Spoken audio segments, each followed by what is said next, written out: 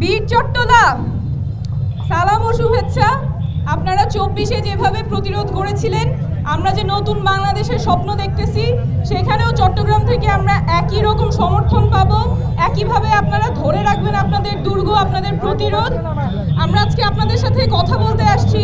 আমরা নতুন বাংলাদেশ কেমন চাই, কেমন সংস্কার চাই, নতুন সংবিধান কেমন চাই, যাতে বাংলাদেশটা শুধুমাত্র যারা ক্ষমতায় আছে তাদের না হয়, বাংলাদেশের জনগণের হয়।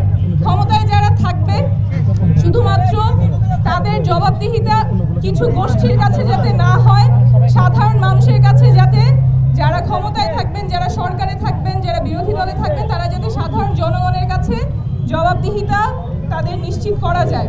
সেই রকম একটা বাংলাদেশ আমরা চাই, যেখানে পুলিশ বা প্রশাসন যদি অন্যায় করে, জনসাধারণ তার ন্যায্য বিচার পাবে। কোনো অর্থের অভাবে যাতে কেউ চিকিৎসা থেকে বঞ্চিত না হয়, সুশিক্ষায় সবাই শিক্ষিত হয়, এবং আমাদের যে ধরনের চাকরির প্রয়োজন, যে ধরনের এমপ্লয়মেন্টের প্রয়োজন, সেগুলো যাতে আমাদের নতুন বাংলাদেশে নিশ্চিত হয়। তো কী ধরনের বাংলাদেশ চাই সেগুলো নিয়ে আপনাদের সাথে কথা বলবো। কথা বলার চেয়ে বেশি শুনবো। আজকে অনেকগুলো জায়গায় আপনাদের সাথে কথা হবে, আপনারা সাথে থাকবেন।